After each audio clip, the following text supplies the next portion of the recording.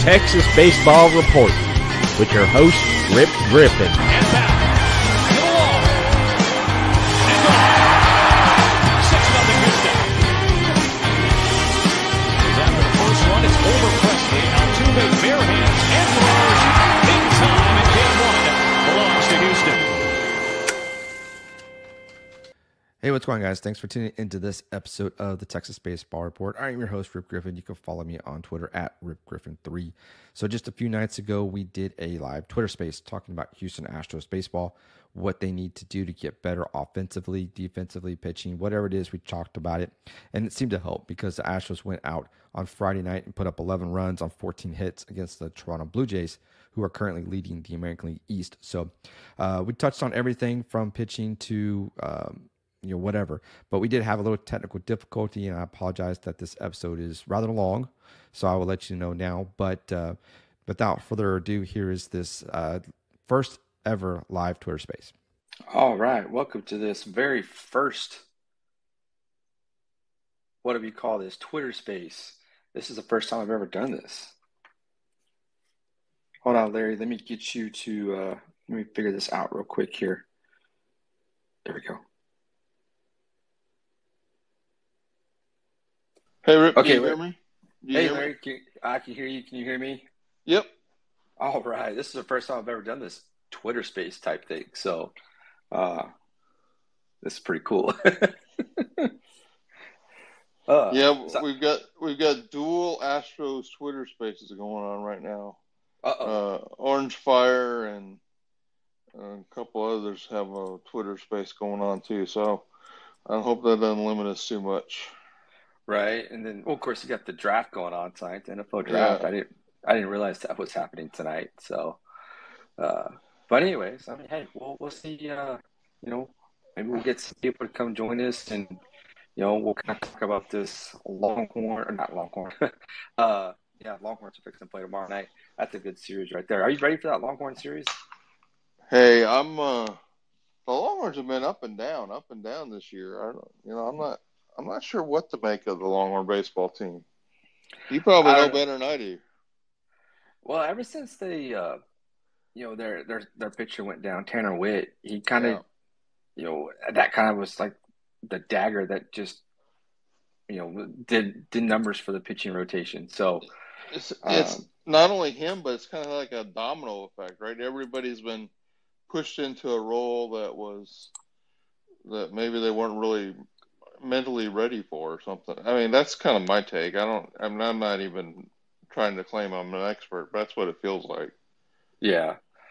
We'll see. It's a big time weekend series coming up with Oklahoma State, so that's going to be one to watch for sure. But let's talk about this Lone Star series, this battle for the silver boot, because that was the whole talk this week as to what the Astros were going to do and what the Rangers were going to do as well. So, but real quick, what are your thoughts on Pedro Baez? He's one that the Astros released, which is weird. They released him during the game, which was something you don't see, but I think it was kind of the writing on the wall.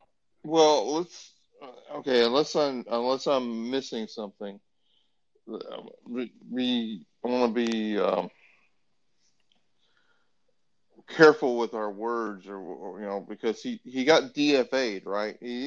He's not gone unless he chooses free agency over the assignment to Sugarland, right? I mean, obviously he has to accept that assignment, but if he's not, and he won't be, no one's gonna claim him and pay that salary. So, unless he works out some sort of deal with somebody to come, at a minimum salary or something, I think he's going to go to Sugarland, and they're going to try to fix whatever it is, or figure out that it is never going to get fixed. I think that's where we're headed, but maybe I'm wrong. Well, something came out today. It was on MLB Trade Rumors saying that the Astros released him. Oh, okay. So he has been released. Yeah, which is different than being DFA'd, right? So yeah, because they did that first. They did that a couple of days ago, and now I saw. I mean, I haven't seen anything else as far as that's actually the case. I mean, that was MLB trade rumors, okay, so I don't know. But yeah, they recalled Seth Martinez from AAA, so right. he'll come in and fill that spot as well. But I think that was kind of the writing on the wall. His velocity had kind of decreased over Yeah. the span of his last few outings, and even last year too, when he was spent most of the season injured. So, but Yeah, what a horrible signing, right? I mean, just yeah, and I guess maybe there's.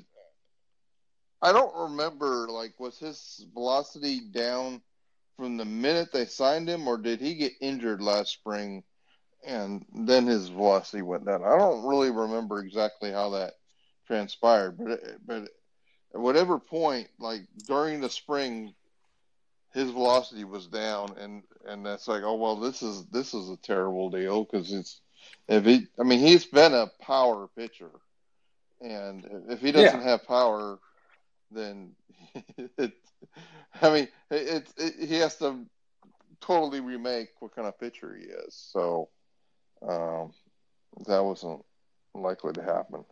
Yeah, so it's right, official on the Astros app that he's been released. okay, So okay, yeah, so I guess that is the new news. Like, he was designated for assignment yesterday, but he's actually been given release waivers. So maybe he's got some, I don't know, maybe he's got some foreign league, Mexican league, or other league he's going to go play in, or maybe he's going to go to Japan or Korea. I don't know, but so it'll be interesting to see what happens. yeah. I'm gonna try to get Clint on here to speak too. If I set him up to be a speaker, so Clint, if you're listening, there you go. And mic's still off, but Oh yeah, I'm here, guys. Sorry, I'm just all right, there you go. listening to the knowledge. All right. Do the bias, Clint? Do you think that was the writing on the wall? Because I think it was.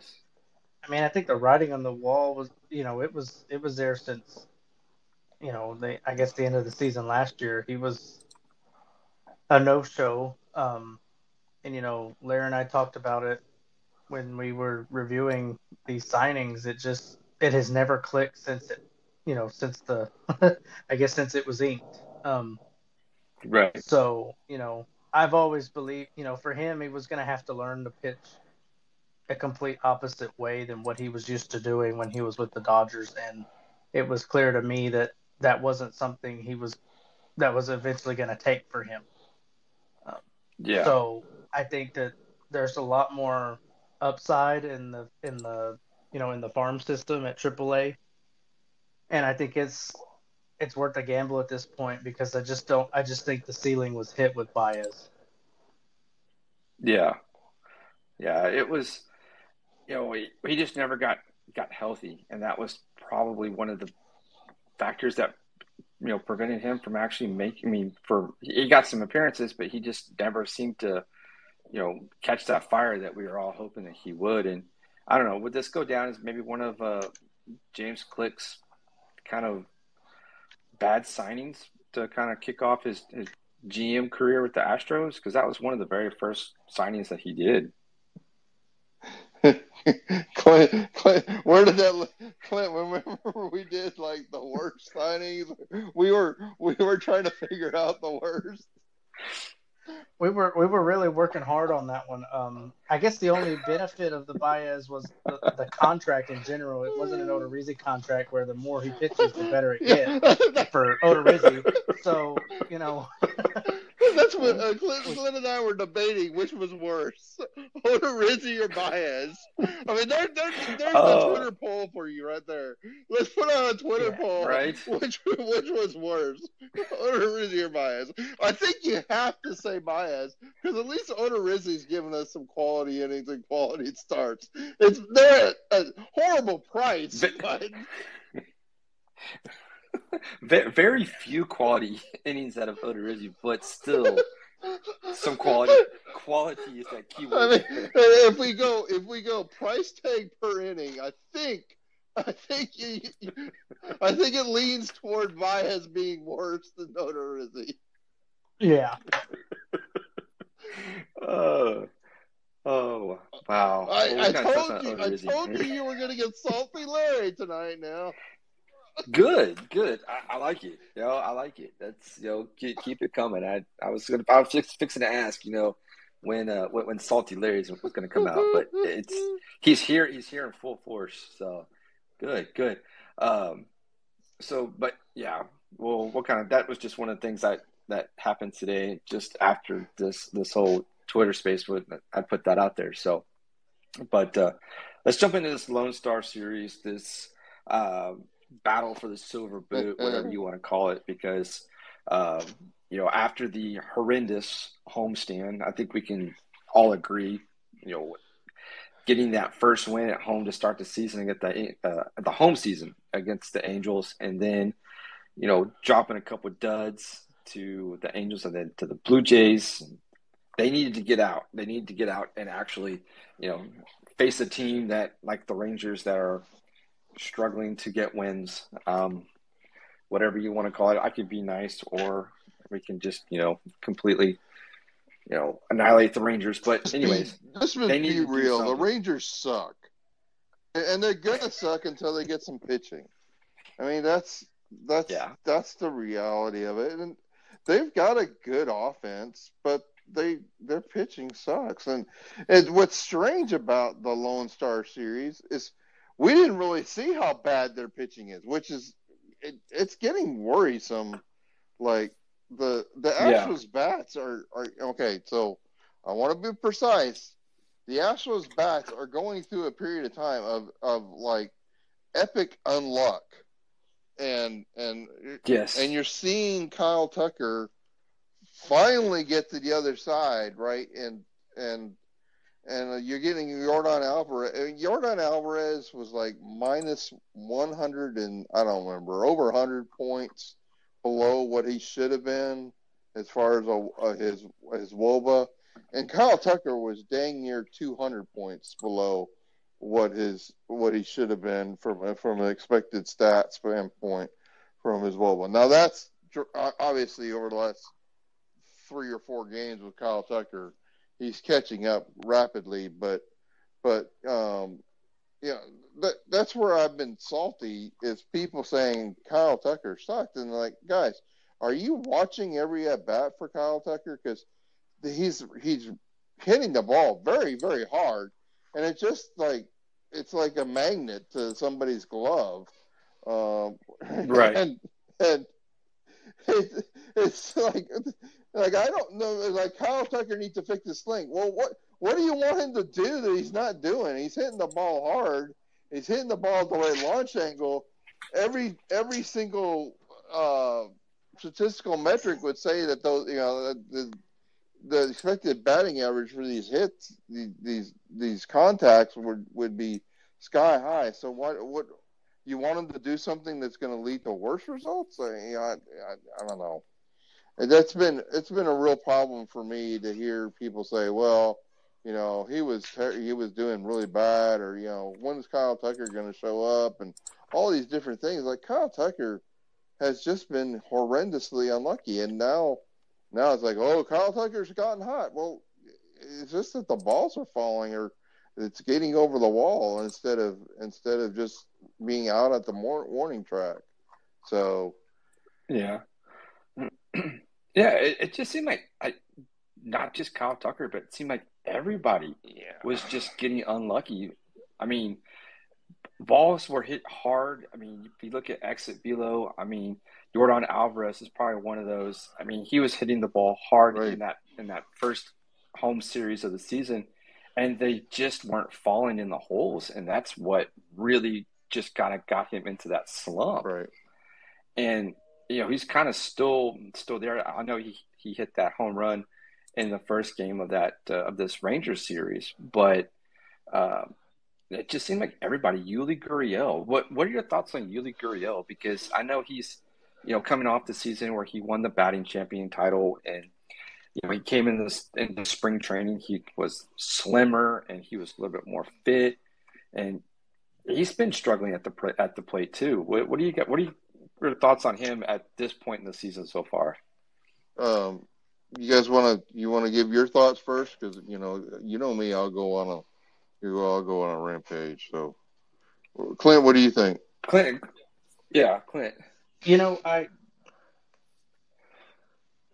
It's hard for me to say because I don't want to discredit Yuli and what he is, because I still believe he's a good first baseman, but I just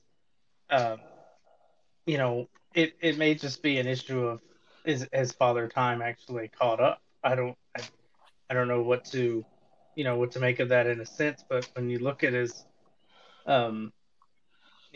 numbers this year, it's not.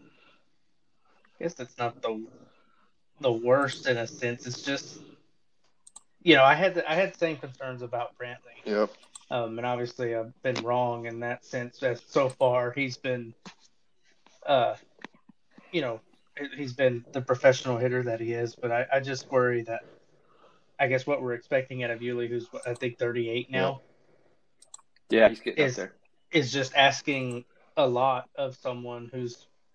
I mean, the argument could be made he's played a ton of baseball these past 5 or 6 years for the Astros, and not to mention what he did in Cuba as well. Yeah, and that's what I mean. Is like it feels like.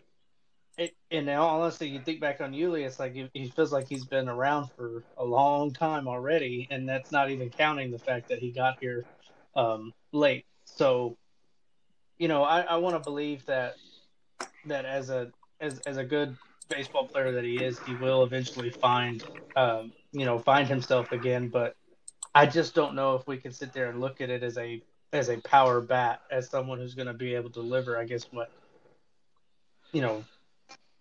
north of 15, 20 home runs in a season. I just don't know if that's where we're going to be looking now. And, the Astros do need to have a little bit more stability in a few spots in that lineup, and maybe he can provide that. But I guess I would say, in my opinion, he may end up being one of the guys that ends up, being shifted down into the later part of the order, just to ensure that, we're getting those powerful swings and those powerful ABs in the right spot. Yeah. Yeah. No. Go ahead. Go ahead. No, Larry. go ahead, Rick. Go ahead.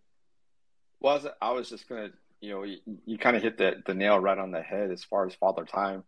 I mean, he is getting up there. 38 is now. I think he's at age 38 too. He turns 38 on June 9th. So this is his 38 year season. This is it.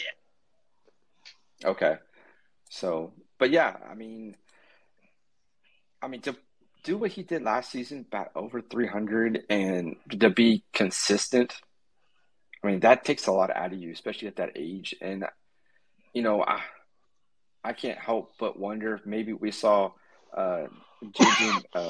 Matijevic come in, and I think he's the heir apparent at first base. And I think we might see I don't know, this is just me, but maybe Dusty using Yuli as a DH to give Brantley the night off, or to give Jordan the night off, and maybe put Yuli in a DH role, maybe take a little bit of the pressure off, maybe see what that does. I mean, it's, unlogical to kind of shake up the roster a little bit. I mean, we saw Jeremy Pena go from batting leadoff to batting 7th, 8th, or 9th, and that seemed to kind of has helped him a little bit, take a little pressure off. So, I don't know. It's interesting, but Larry, I want to hear your thoughts. I want to hear what you have to say about Yuli. Well, do you guys remember when I wrote the article, the most overrated and the most underrated players in baseball last year, and the conclusions were like,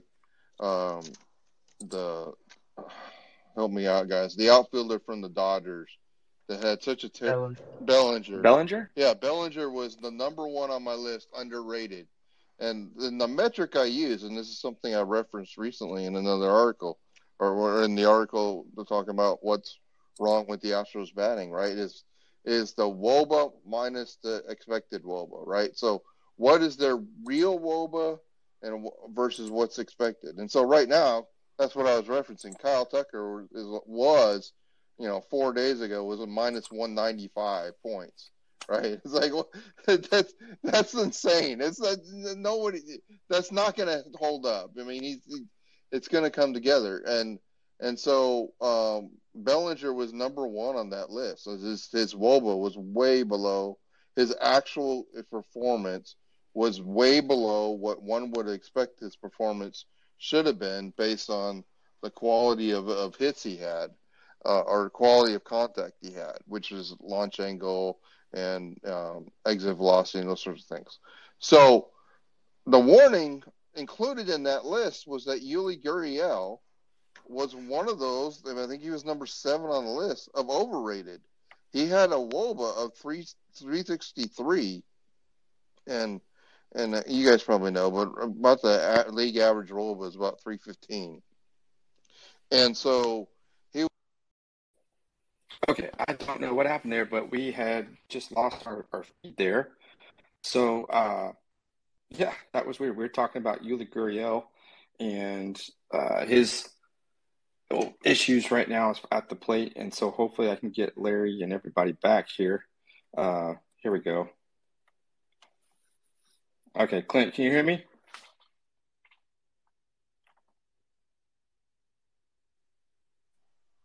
Okay, I don't know what happened there, but the space just like died.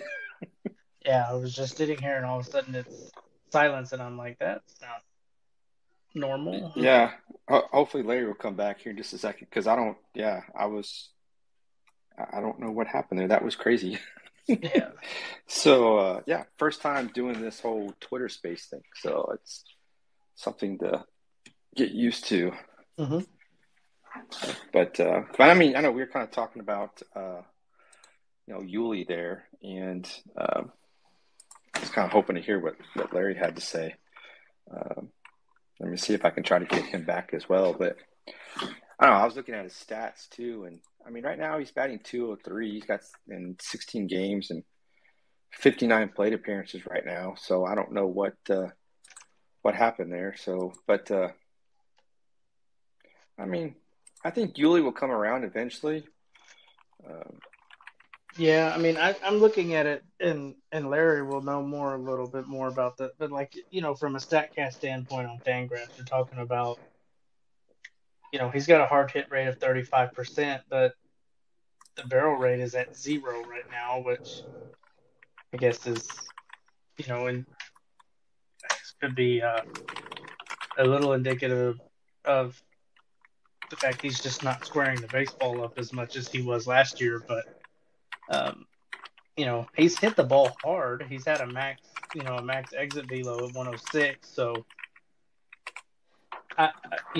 Larry was also on the side of did the Astros kind of hinder themselves whenever they rested and played so lightly in spring training because it was such a short run up. But I don't think that's necessarily the case.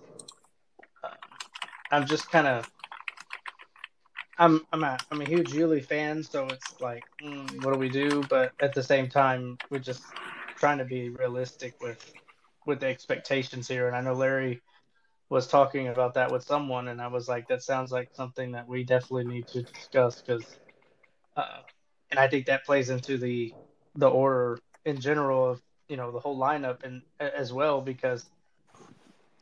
We sit here and wonder why the offense isn't clicking. Well, maybe we just haven't prioritized the bats in the right spot. And, a lot of people look at it as moving down in the lineup as a sign of, regression or just a lack of confidence. But sometimes it's just about getting them set up in the right position to succeed. Right. What? Exactly. What happened? I don't know. I was trying to do something on my phone, and I guess I hit something and it accidentally stopped the space. So, Man, I was giving you great analysis. I know and you were. everything, Sorry about and that. it was like all of a sudden I look down and the Twitter space is closed, and I probably have been pontificating for like 5 minutes. I'm sorry. Like, what the hell, man? I'm sorry. He didn't like. Rip didn't like what I had to say and just closed the space. Just also Larry, screw him. I'm sorry. Yeah, this is where did you close me out? Like, I don't remember. Oh my God! Did you hear me talk about like Yuli being on a roller coaster of stats? Yes. Like he was up and down. Like he and well, I mean, let's do it real quick. He was in 2017. He was 118 WRC plus. 2018 107. 2019 131. 2020 78. 2020 78. 2021 134, and then now he stands at 69.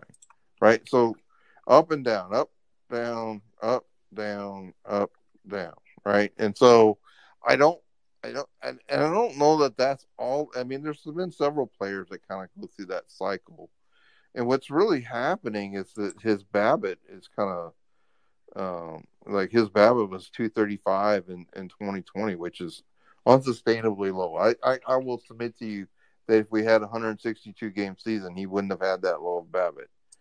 And his BABIP right now is 250. So I mean, Yuli's on the opposite end of the luck that he experienced last year. And the other thing that I see in Yuli right now, what did Yuli do that was out of character last year? It was drawing walks, right? I mean, he almost like 50% or double the walk rate, which he had experienced at any point in his career before that. Well, so he had 9.8% walks last year. Right now he's at 1.8. Right? So, I mean, you want to fix Yuli? Let's start getting some walks. Right? And that might do wonders for. And you know, this is where I would turn to Clint and say, why is Yuli not walking so much? I mean, what happened to Yuli walking? Right? And that's what I would ask. Is he expand the zone? Did he fall in love with his ability to get hits last year, and now he thinks he can hit anything? I don't know. I just this is the things that I would see, and I would turn to a scouting staff and say, "You go figure out why." This is a problem. Go figure out what's happening to cause the problem, right? So, right. You know, I for me, knowing the type of hitter that Yuli is, he loves elevated fastballs. That's what his thing is. I would be looking to see, and I haven't looked at this yet. But I'd be looking at it to see what is, what are opposing pitchers throwing at him the most, and how are they countering the fact that he is a fairly aggressive hitter, right. When he gets a chance at the fastball. So are they, that's the old saying goes, you'll see a lot of, and it's kind of old school in a sense, but a lot of pitchers will start, curveball, breaking ball to start and start to pitch hitters backwards, and I've always been a big proponent of, if you don't know what you want to throw at a pitcher, do not throw him a fastball. Right. Yeah. And so I would have to look at that a little deeper, but I'm looking at him, through Baseball Savant, and every category is down in terms of his percentile rankings on chase rate, hard hit rate, and everything from 2021, obviously, because he had a great, a great year. But at the same time, I'm like, I also felt like last year, and I could be wrong, but just recalling everything, it seemed like Yuli did a lot better job hitting off speed pitches last year. I don't know if that's wrong or right, or maybe it was just the moments where where I was watching, more than others. But I wish I could say, but I know that a lot of the times, as a hitter, if I'm ever going to take a step back, I'm going to be like, I need to watch a few more pitches. I need to see more, and I need to give the pitcher a chance to make a mistake. And maybe he's just not getting deep enough into counts because, you know, he is like Jose Altuve, and they love to jump on that first pitch. Right. We see that Yeah. time and time and again. Yeah. I mean, just looking at, you know, this season alone already, you know, in 60 plate appearances, he's only got one walk and no intentional walks, which he was only intentionally walked twice last season. But yeah, that's just one. And I'm curious to see what I'm gonna look it up real quick here, what Jeremy Pena is, because he seems to be the one that's drawing the most walks right now. Out of And hey, Clint, you look at the baseball savant data for Gurio. It's all the fastballs. Off speed is his expected WOBA and off speed pitches. Okay, there's only 12 so far this year, so this is probably not even statistically significant sample, but it was 333 expected WOBA last year, and now it's 292. Okay, well, that's a drop. But breaking pitches, you know, sliders, curves, it was 300 last year. 64 pitches this year is 318. Fastballs, 334 last year expected WOBA.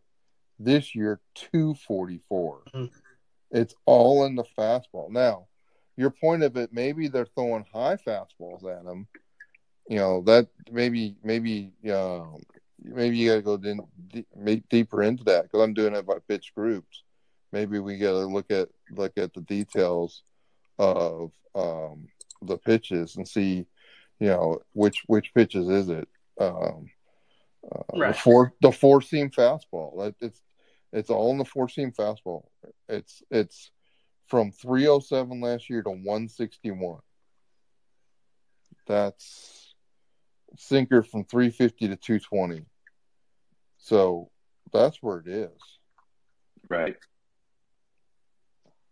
Man, baseball savant, man, you just get me. I mean, you just pose a. I mean, there's so much data here. Oh yeah. It's like I'm dangerous. I'm like a kid in the candy store.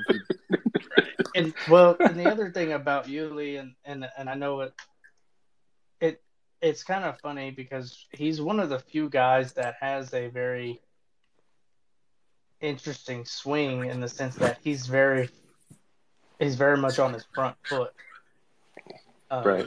And of course, that's the evolution of the swing now to generate launch angle and exit velocity. But you know, it's just a little different. I feel like when you watch him, it's a little different. He gets to his front side really quick, and I think that's what always gave him the ability to get to those fastballs. But like I said, if they're elevating it so much that it's just those pitches are just incredibly difficult to get to, and you know if they're 90, 91 and up, 92, it could be very very stressful. So we'll definitely have to keep an eye on that as we go forward. But yeah, I wish I had more on it, but I haven't looked at it that hard yet. I mean, three guys on the internet can see this. The team's got to be able to see it, right? Come on. Exactly. Exactly. You know, in the first Twitter space before that one just abruptly ended, we were talking about Kyle Tucker as well, and his, you know, struggles at the plate because he was, you know, just hitting the ball hard, but they just weren't finding the holes. So I'm not going to go back and touch on Kyle Tucker since we've already touched on that. But, you know, this team as a whole, it just, you know, right now ranked 28th in the league with a team batting average 204. I mean, I guess the April woes are true as far as from one season to the next, because we kind of saw this situation last year where the team just struggled offensively. And I guess they're just a slow team to start. And, you know, we're kind of starting to see it with this series with the Rangers that just wrapped up, because, you know, we touched on the home series with the Angels and the Blue Jays, and it just did not, you know, go according to how they wanted it for the first home series. But they needed to get off on the right foot with the Rangers because the Rangers are a team. We said it earlier that they're a terrible team right now as far as pitching is concerned. But what about this first game here, game one, which was on Monday, where they lost 6-2? But we saw some things from Framber that he looked good, but I think it's just the offense just did not help him at all. Out of his how many outings has Framber had so far? Does anybody know? Should be number 4, if I'm not mistaken. Okay. So I've got the box score from that first game. What have y'all liked out of Framber, or is there anything that you've noticed, Larry? Is there anything that you noticed from Framber that he went 6 innings, gave up 4 hits, just 1 run, 2 walks, and had 5 strikeouts in that loss on Monday. But what are your thoughts on Framber so far this early in the season?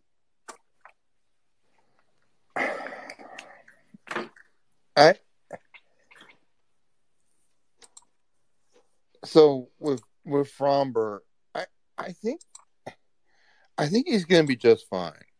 I mean, that's my summary. That's my summary. Is that there were points in that game I was thinking, man, Framber looks good, but there always seems to be.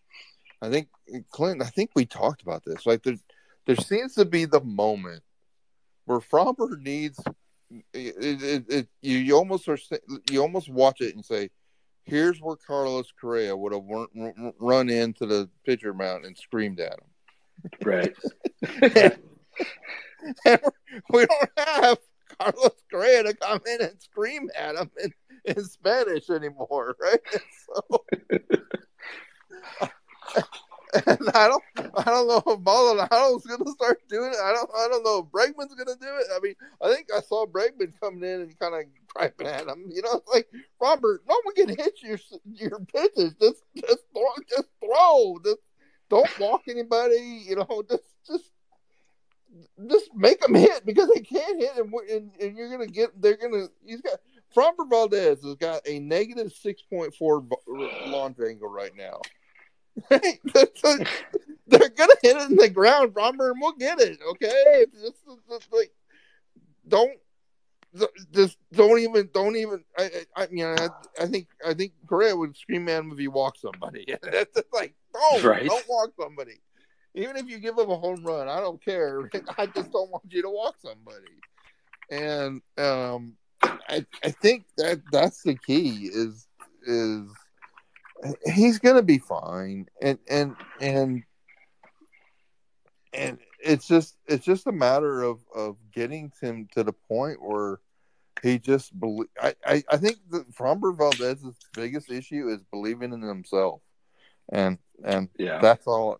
I mean, I don't necessarily have the stats to back that up, but that's what I think. Yeah, that's a fair assessment right there because.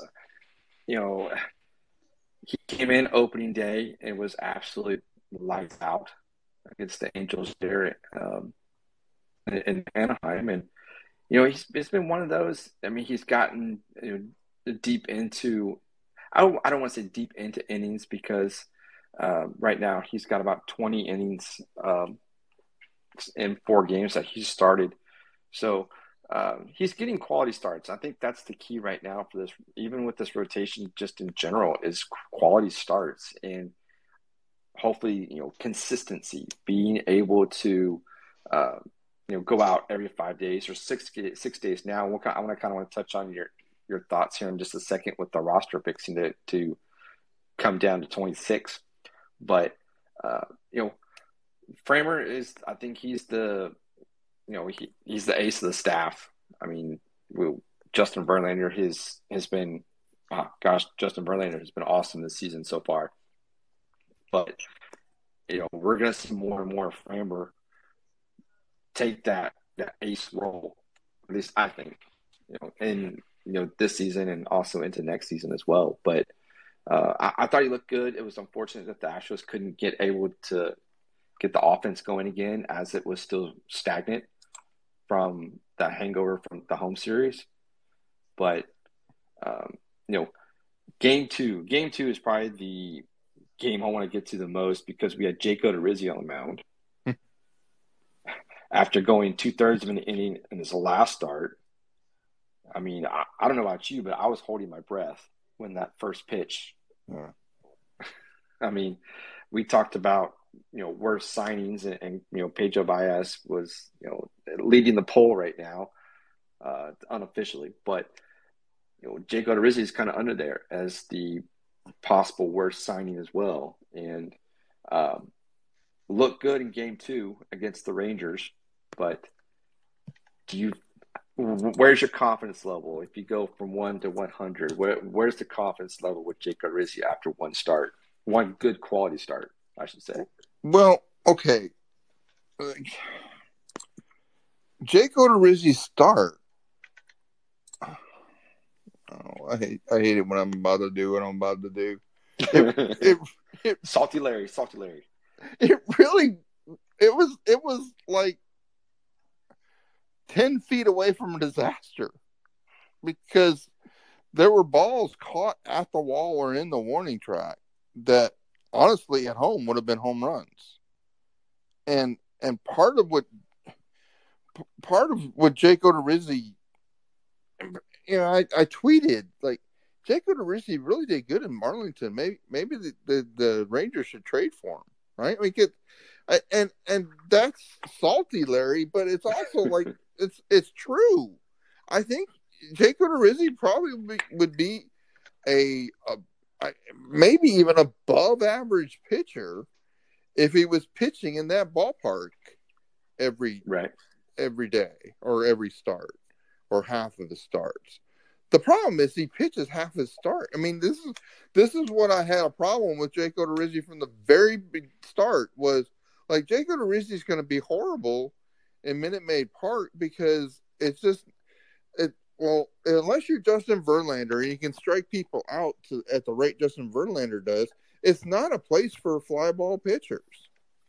And even Verlander gets, sometimes gets off the rails because he gets, gives up some home runs, and it's like, okay, well, we got less than optimal Verlander today because the ball went out, and so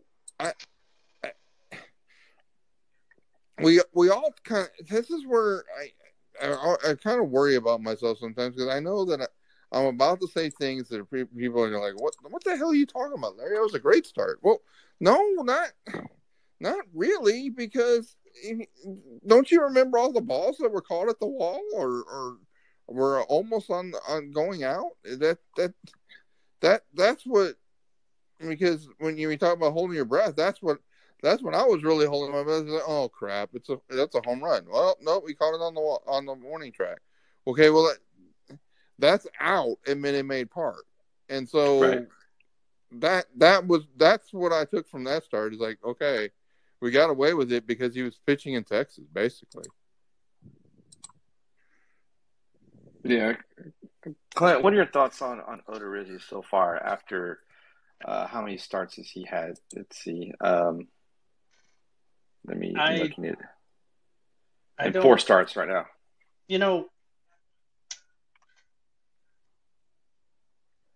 The thing about Odorizzi is, and I've been on it since the season started, is he just doesn't have that.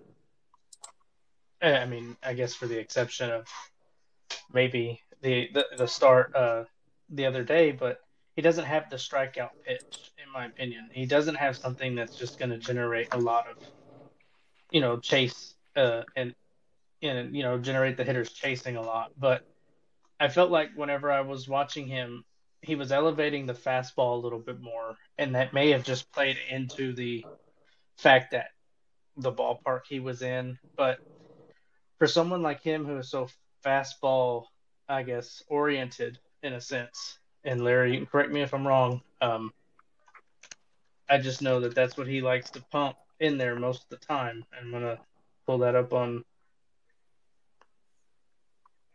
my stats here to make sure that I'm not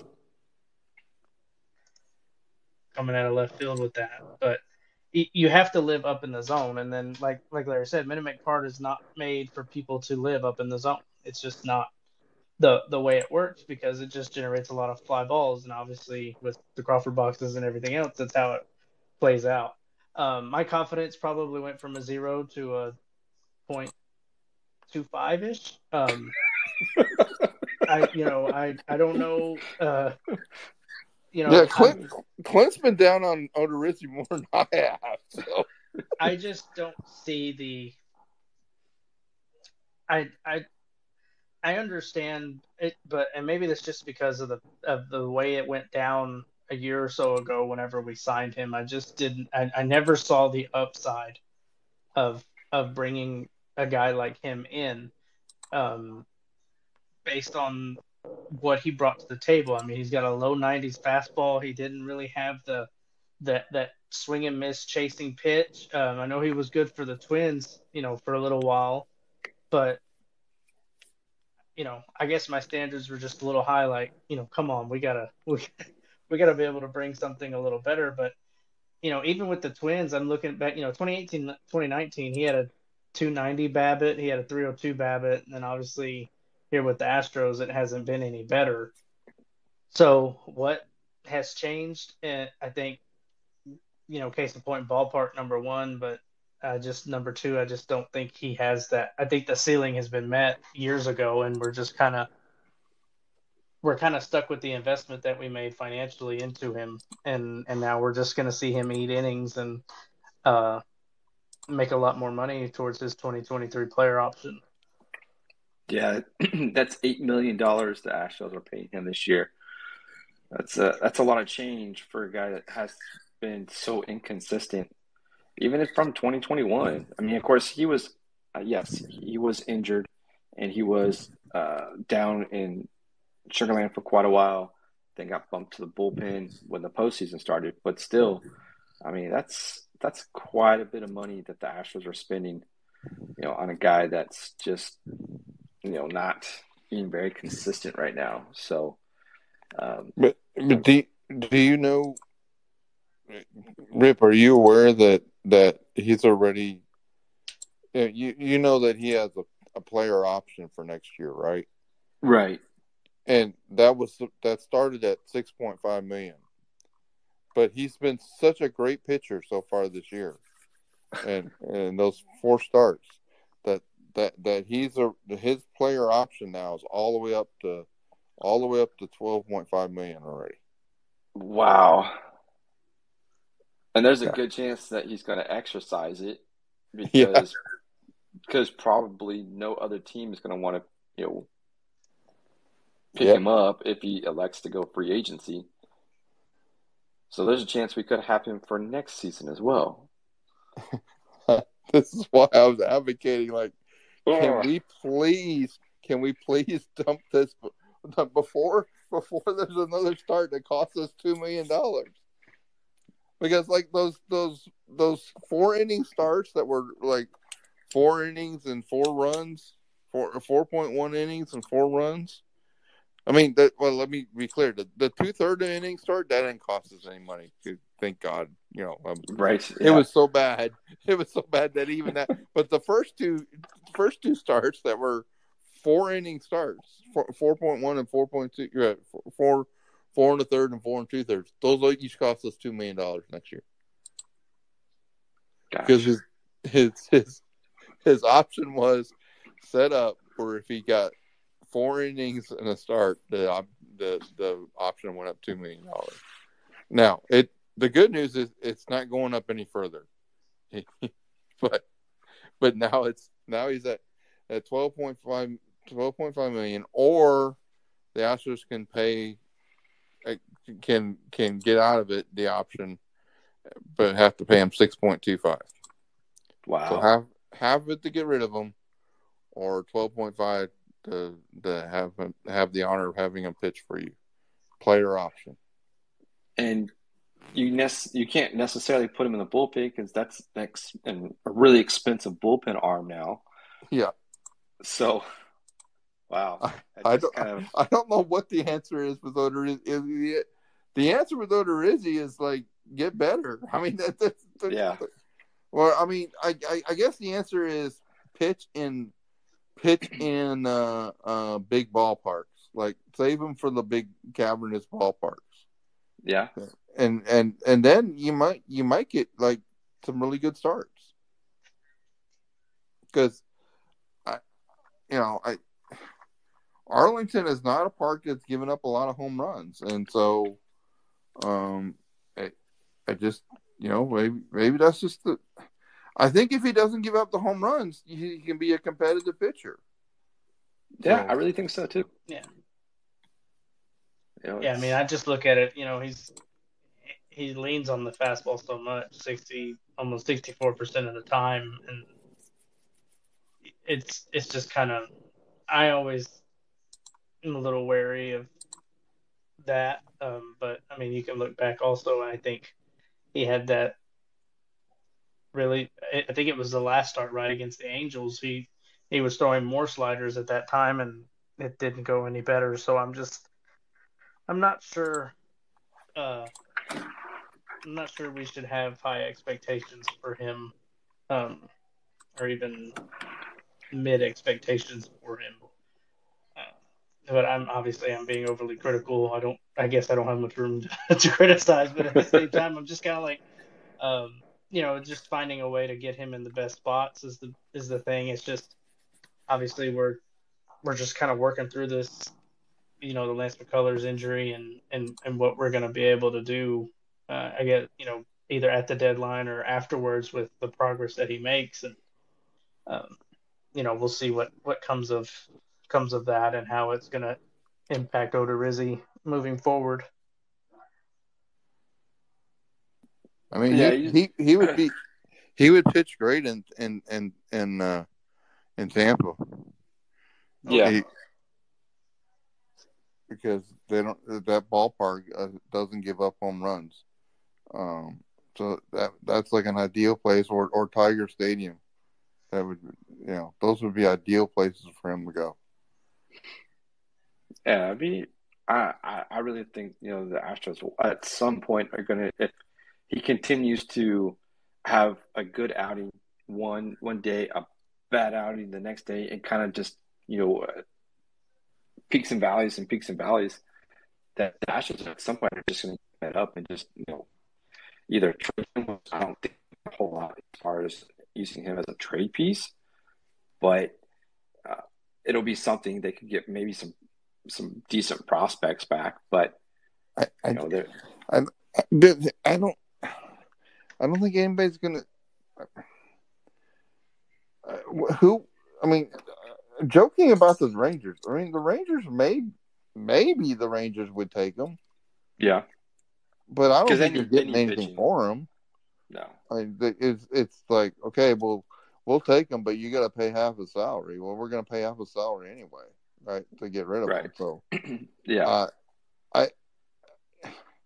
I see no scenario at this point that you can do anything. But like, I mean, so ultimately what happens is you're in the postseason, you make a question, you make a decision based on where they are at that point, or he's been pitching through September, whether or not, and you probably consider it by the ballparks that, the other ballpark of the team you're playing. Is it a ballpark? I mean, for instance, let's say somehow the Tigers were playing the Astros in the postseason. Well, I mean, then you say, yeah, we can use Odorizzi because we'll pitch him in Detroit. So yeah, I don't know. I just it all depends. It's to me one of the most frustrating things, and I know it's one of the most frustrating for Clint because he's like, I don't even know what the heck we're supposed to do here, Larry. Yeah, no, meh. I'm over it. I'm like, this is killing me to see this, but well, the Astros will survive. Obviously, it's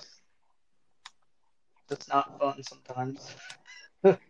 Yeah, no, but I mean, going back to this series against the Rangers, I mean, we got 6 innings of quality baseball out of him. 1 hit, 1 run, only 1 walk, which is, something that we saw more walks, than that last game. I think he had 5 or 6 in that 2/3 of an inning, and then gave up just the 1 run, which is the home run to, I think that was to Adolis Garcia, which we can't seem to get that guy out for anything.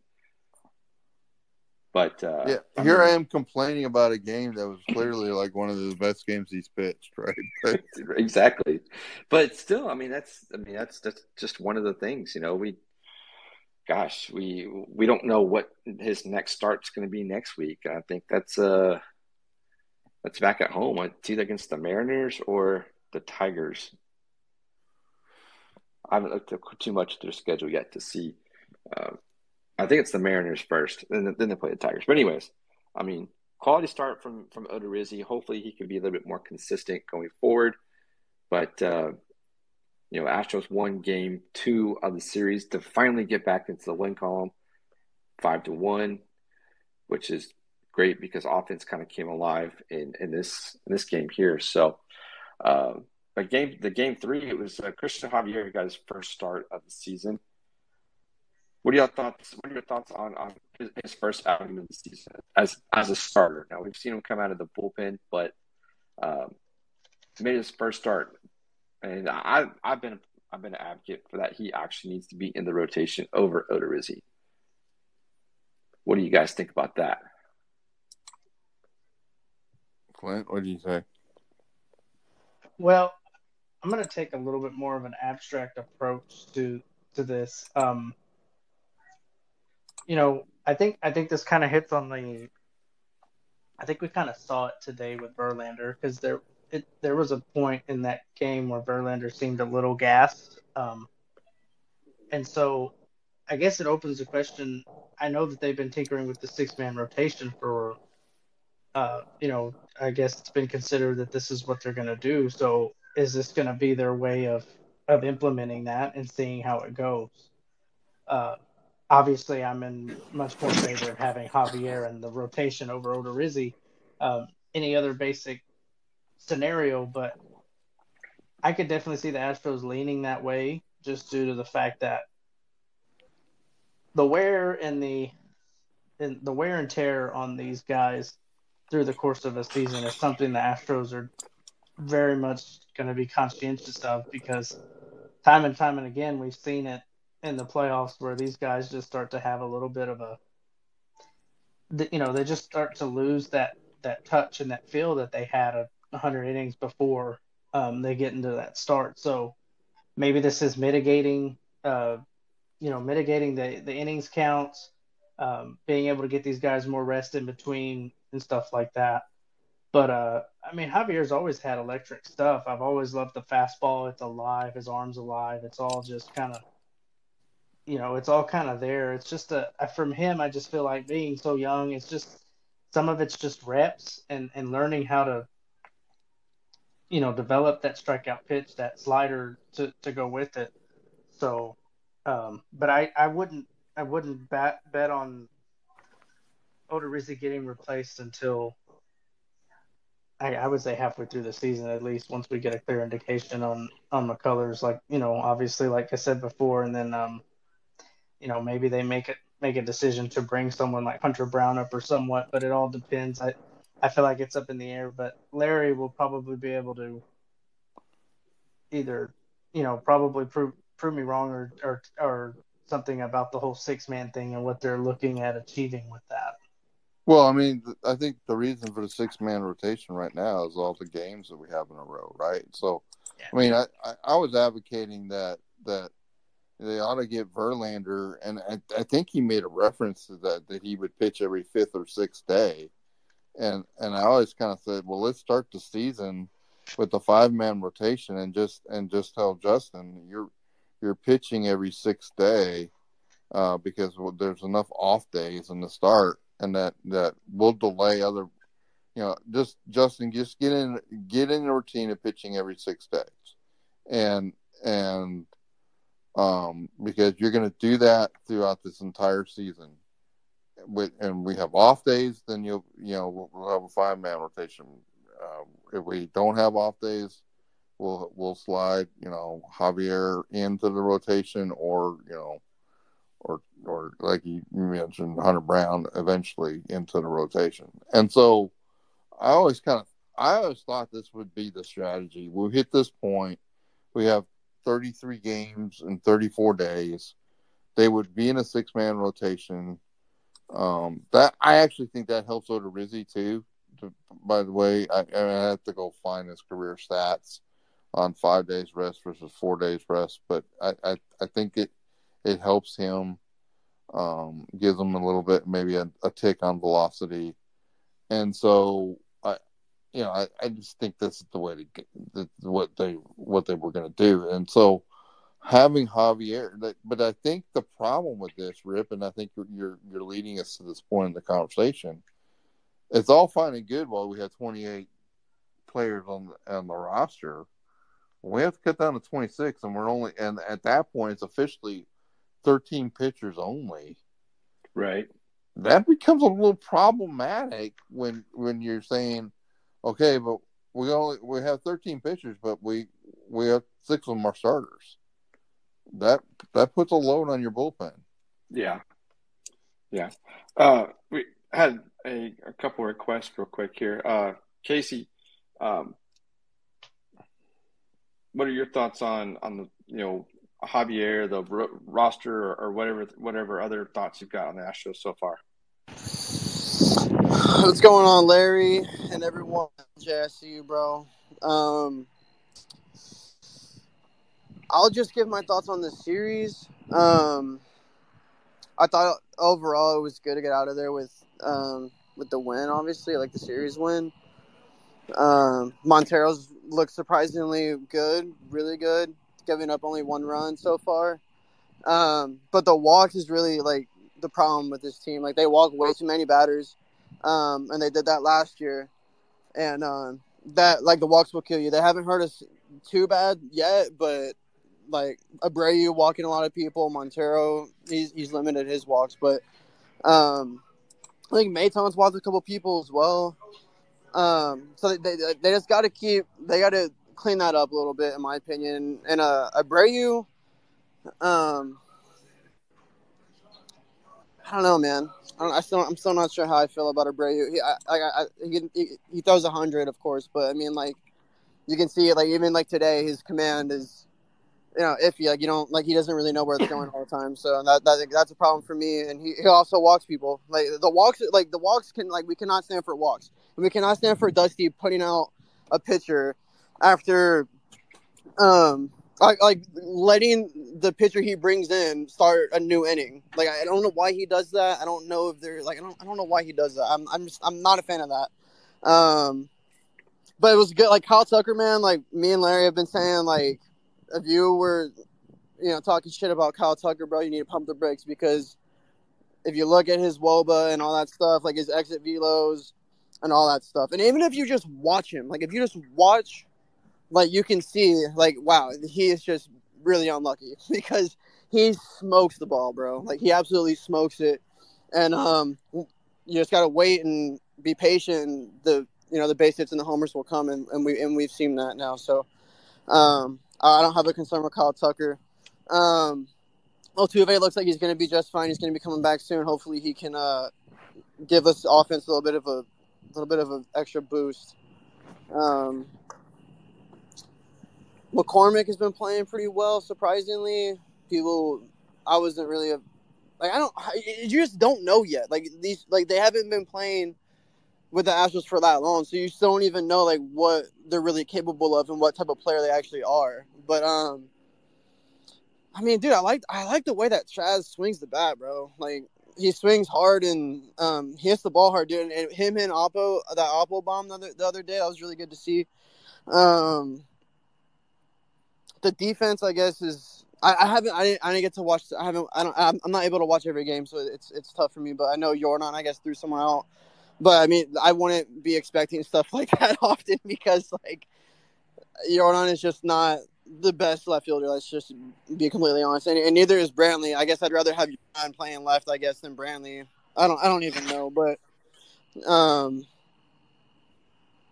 man, it's going to be a really tough stretch of games that we have coming up.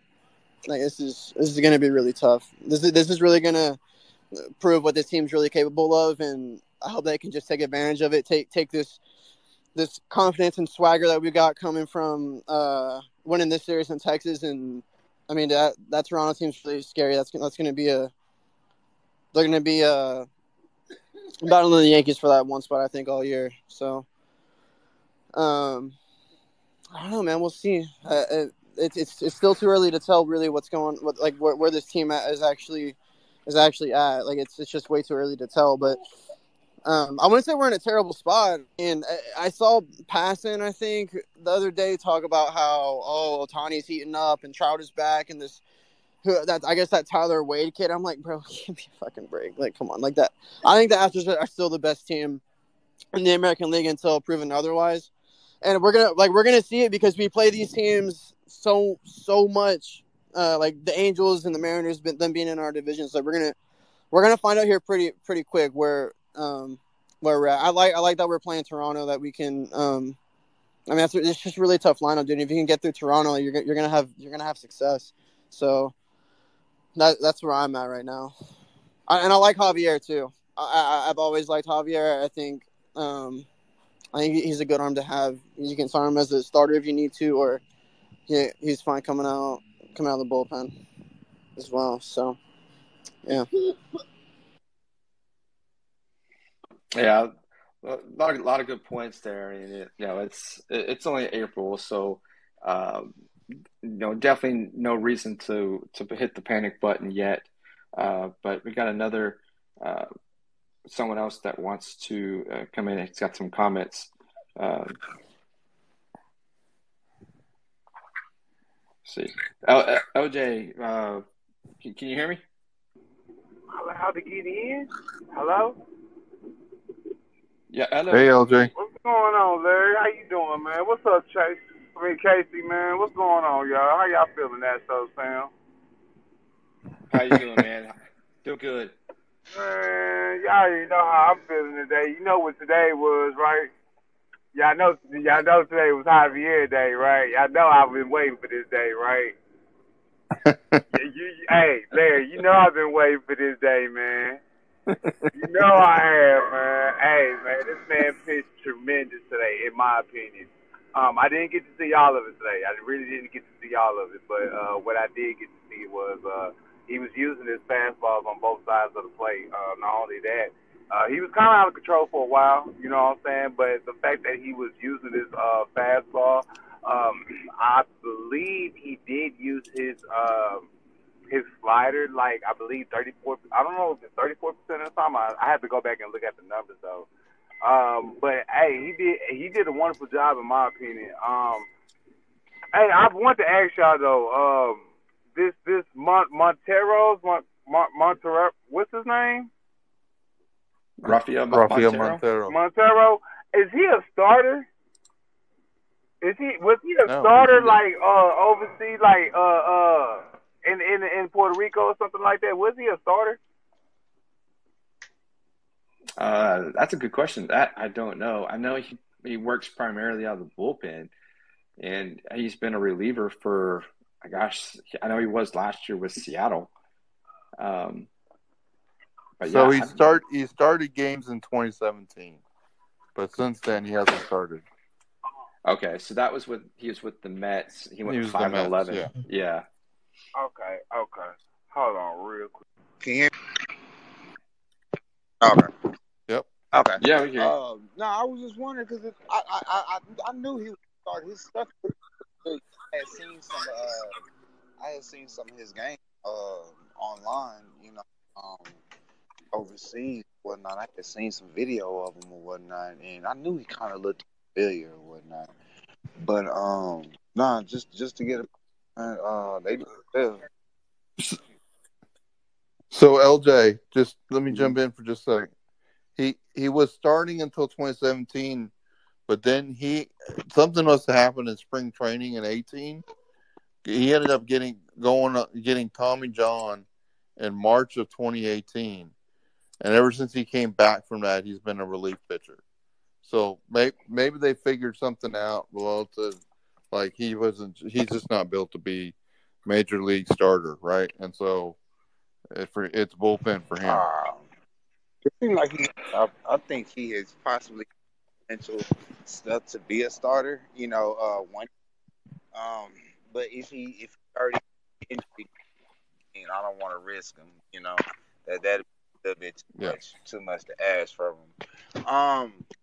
But overall, the series though, I straight up honest with you, I cannot wait till that shift is over and Kyle Tucker is gonna be doing this on a daily. Straight up honest, this shift is over, man, and we get this shift up out of this league, man.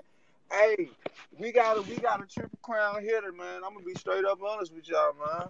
Y'all don't understand. We got a triple crown hitter in Kyle Tucker. I love Kyle Tucker game. Jose Siri, I wish he would calm down a little, you know what I'm saying? But it's all good, though. He just need to get a couple more, some more playing time. Once he gets some more playing time, I'm pretty sure we're going to have probably one of the deadliest outfields in the league. One team I am scared of in the American League, though, is Toronto. I'm not going to even lie. I'm scared of Toronto. Toronto, they got George Springer looking over there with confidence, big confidence over there also. And Guerrero, they're over there looking good too. That pitching staff, they're starting to come together too. So, I mean, we're gonna have a battle this year. We are gonna have a battle, but we can't sleep on these other teams too. But right now, though, my focus right now is just to stay healthy, though. You know what I'm saying? I want this starting team to stay healthy, especially the top rotation. Jake Odorizzi. I call it a fluke game. I'm not going to call it the game of the century. Call it a fluke game. You already know. He probably woke up coming from the strip club. Who knows? But other than that, though, man, good series for that. Oh, man. Good series for that. Jake Odorizzi can be a great pitcher if you have to hit it 500 feet to get out of the park. He could be. He could be a great pitcher if he leaves out of Jags every night. But hey, it's all good though,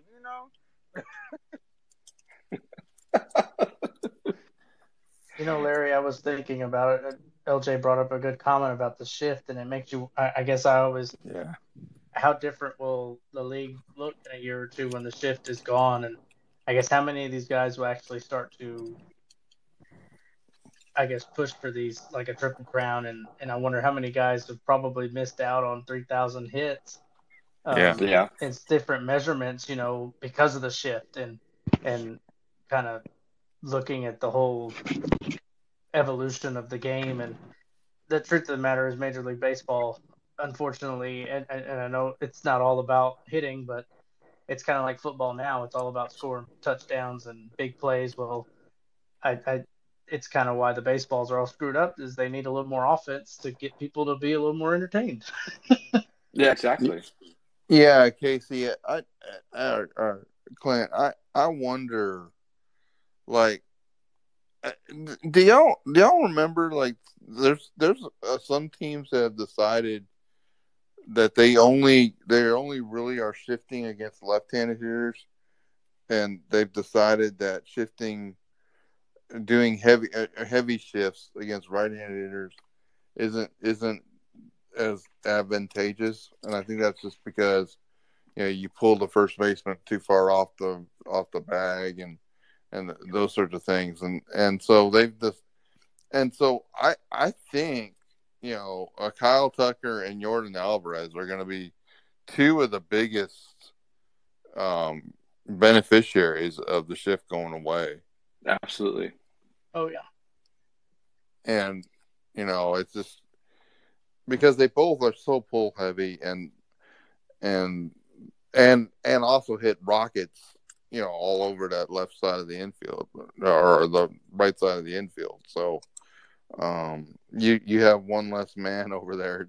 A lot of those balls are going to get in for hits. So even as good, I mean, hey, I think we talked about this in some recent forum, guys.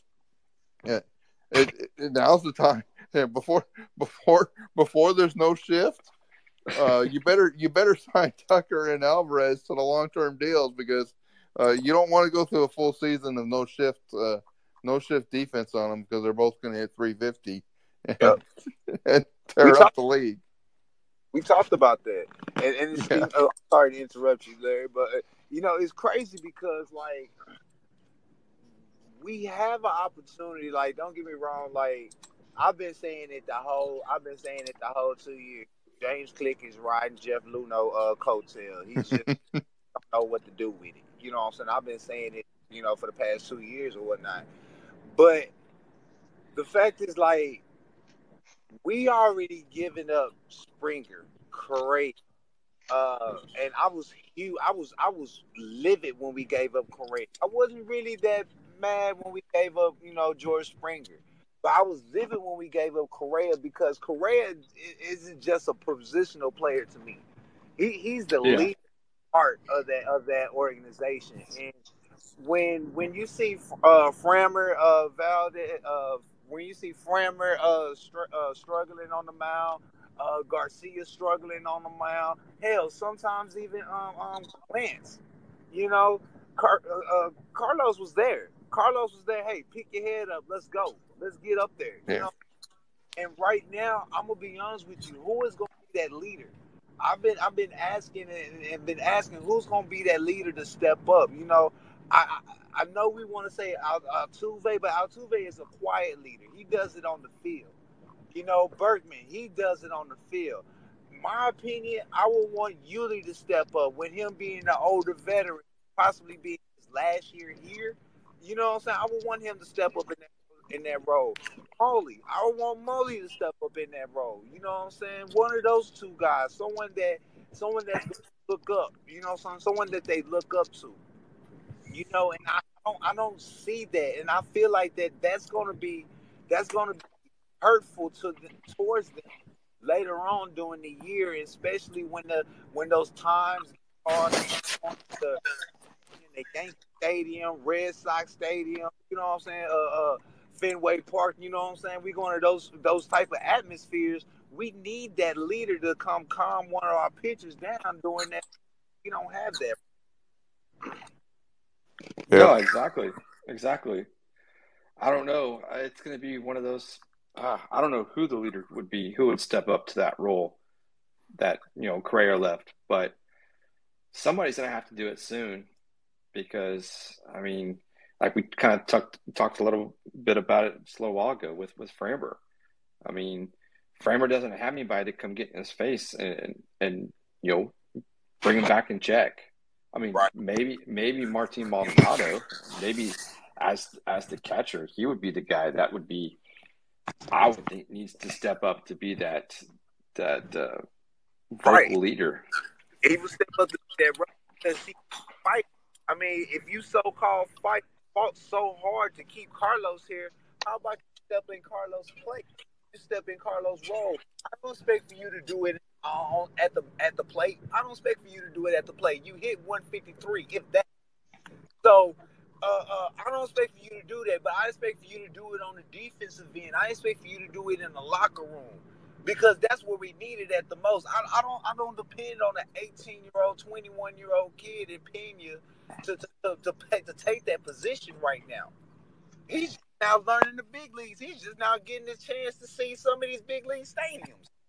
So you've got to put that pressure on him to be that leader. No, I expect for Altuve to do that. Well, like I said, Altuve is a quiet leader. He's gonna do it on the field. So who's gonna step up in their face and take that position? And until we have that, I'm scared for these guys this year. I really am. Who's gonna be that leader? You need a leader in every sport. I don't care, basketball, football, soccer, whatever.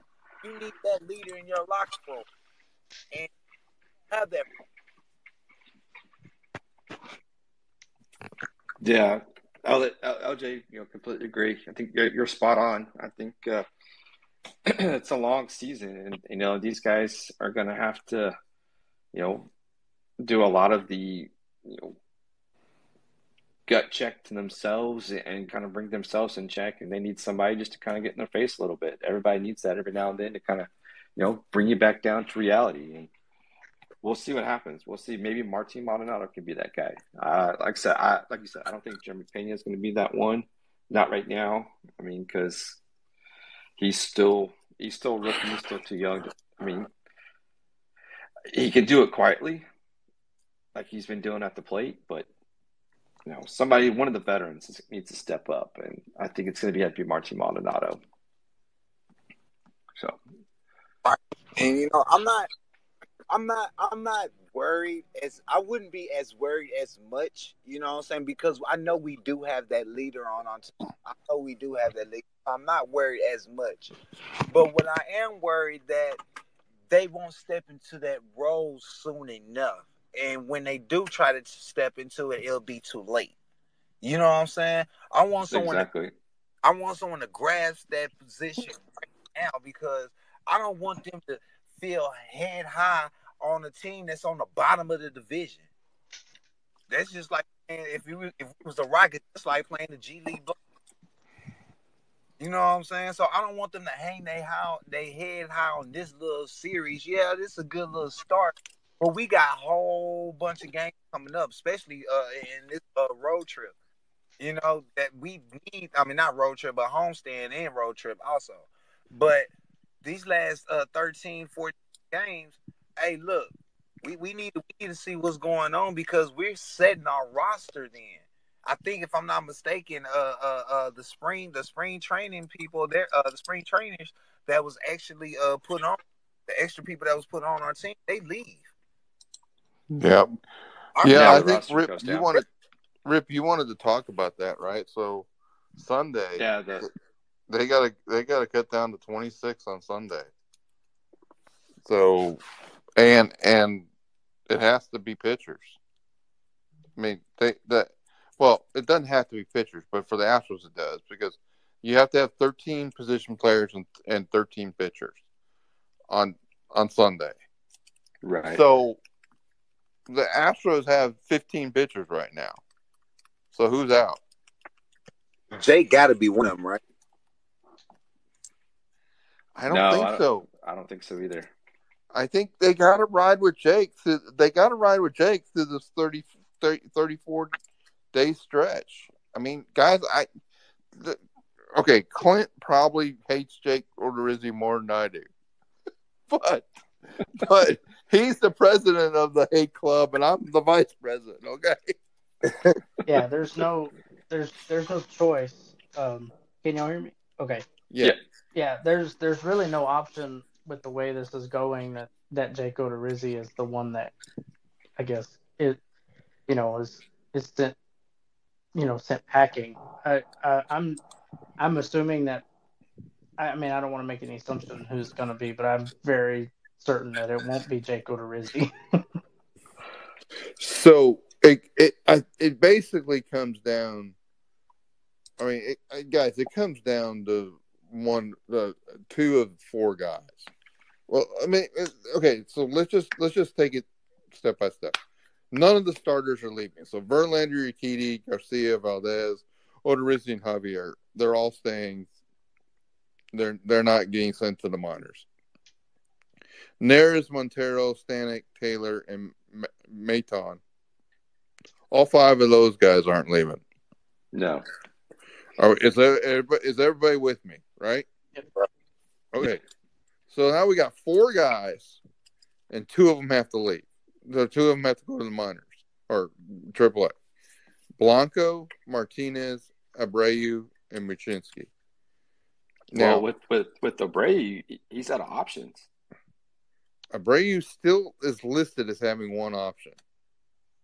Okay, I thought I think he's got the bonus option or something. I think there's some reason Roster Resource has him with one option. I think he's got that bonus option that sometimes I don't even understand that rule. Hold on. I'm sorry, but where are we at with Josh? With Josh James? Yeah.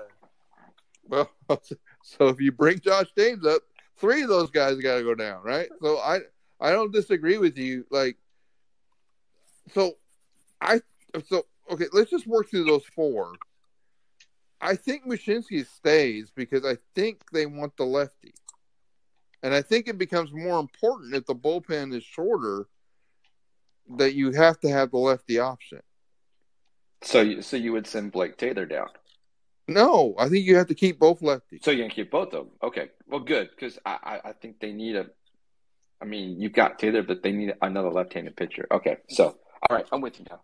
How many lefties does that leave the bullpen so far? I mean, they only have two. I mean, that's all they have now, right? Okay. So I think, guys, really just comes down. I mean, this is the fun stuff. I mean, 'cause this is where the way I approach baseball, I think is fun, because we know that this is coming on Sunday. There's 3 games, there's 2 more games between now and Sunday, and every moment that Blanco, Martinez, and Abreu pitch, I think they're pitching for to stay in the major leagues, because it 2 of those guys got to go down, and Martinez just got here. So, I mean, one could argue, well, he just got here, it's probably him, right? But he has a limited time. I think to remain Martinez on the roster for a limited amount of time before he can be optioned back down, if I'm not mistaken, right? Yeah, so I don't know how that's going to work with the 28-man rule, right? I don't know how that works. I think Clint, I think the rule is you can only bring them back. You can only bring them back after they have to stay down for 10 days or 15 days, whatever it is, before you can bring them back. Right. So I think you can call somebody up and then send them down the next day, but then they have to stay down for 10 days. Yeah. But I think those 3, I think the issue that we talked about becomes who can go long innings, right? Because the problem is you've got 6 starters, and not a single pitcher I've named so far is really somebody that's going to go long innings. Or maybe Mushinski can, but you don't necessarily want him to because you want him in that lefty specialist role, right? So, I mean, he's capable. I mean, he's started games in the minors. So, between Blanco, Martinez, and Abreu, who can go long innings? I don't think any of them really do. I don't think so either. Okay. And that's kind of puts everything into perspective now with the starting rotation, because if you've got Javier in there now, and he's one of those guys that can give you long innings out of the bullpen if needed.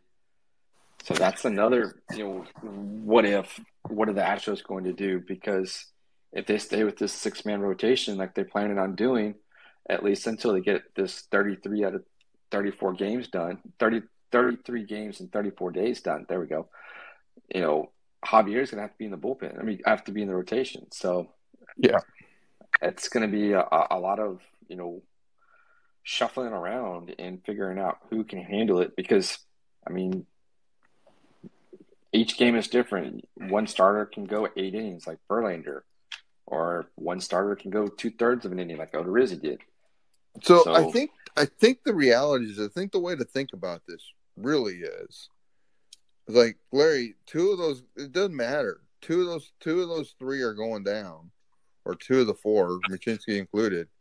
And they're going to be down for 10 days, and they're going to come back. And then, it's literally going to be like tag team wrestling with those 4 guys.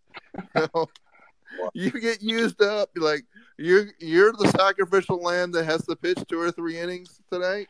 Well, you're going down, and somebody else is coming up, right? And there's that group of guys that can come up will include Bermudez, Dubin, Belak, James, Paredes. Like the last 2 spots on this bullpen, I think is going to be a constant churn. That's what I think is going to happen. Yeah, it's interesting you brought up Belak, because he actually looked really good tonight. Really? For the Space Cowboys. I mean, he went. He took a no hitter to the third or fourth inning, Wow. but yeah, he looked really dialed in, and he went 4 innings. Gave up just the one hit. I mean, his walks is still an issue as well, but he had 4 strikeouts. But I mean, he's another guy that maybe if the Astros need can come in and fill in as a long reliever. But then again, who are you going to send down to replace him? That's the tough part there. I just think it's going to be a churn. It's going to be. I mean, Solomon, Belak, Dubin, and Bermudez, they're all going to get a turn up. Yeah. In other words, it may not just be 2 of those 4 going down, it may be 3, and and one of those 4 comes out that I just mentioned, and it's a churn constantly between 8 to 10 guys going in up and down from the minors. Because I guess, Rip, you may have a strong opinion, but I don't necessarily view if the group is Blanco, Martinez, Abreu, Muchinski, and Paredes and James. I don't necessarily have a strong opinion of those 6 guys. Who's the best one?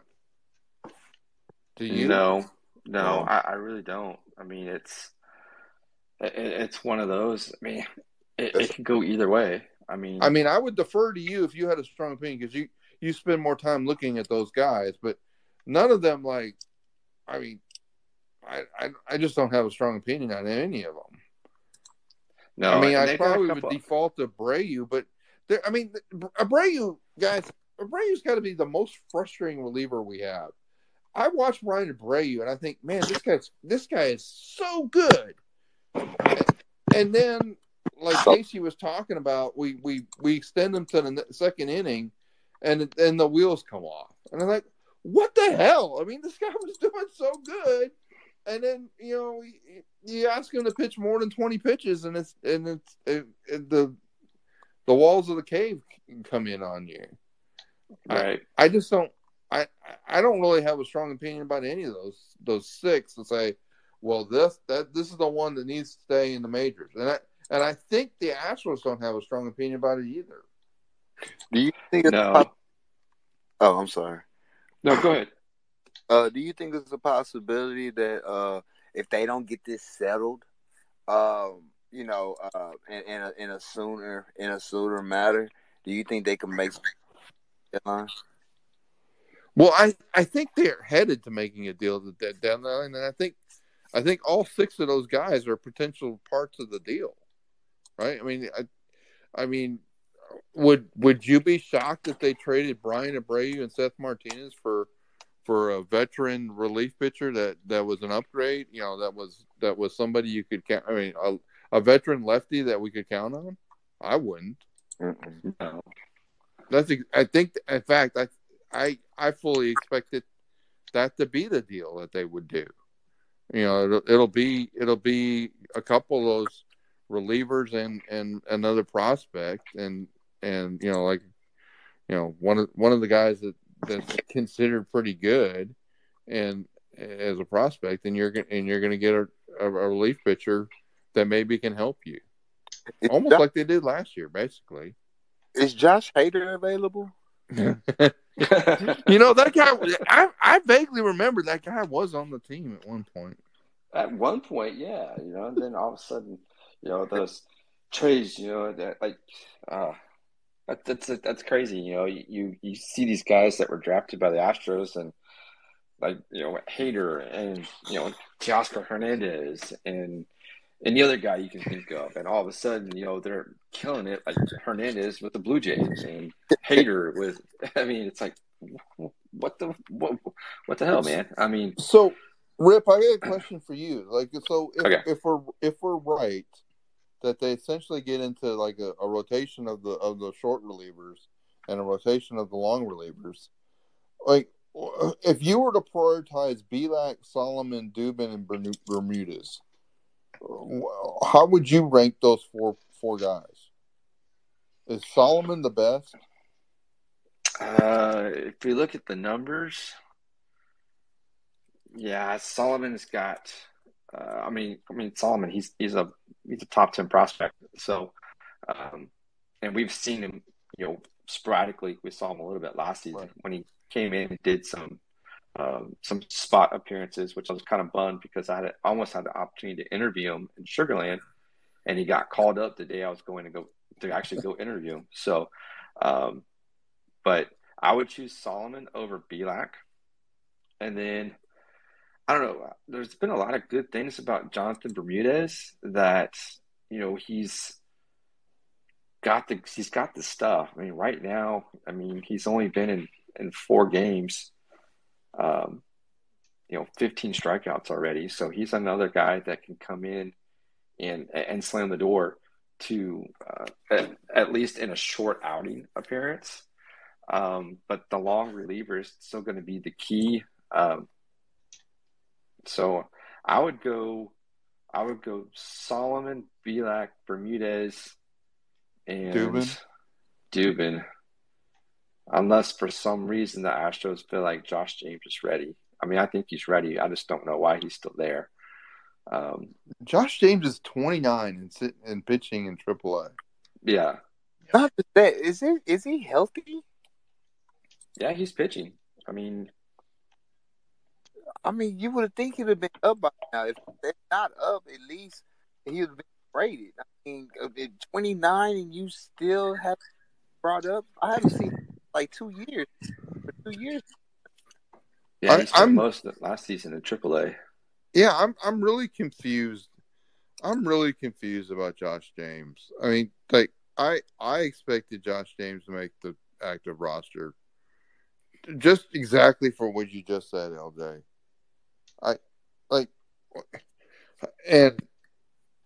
And you look at his, and he hasn't actually been great in AAA this year.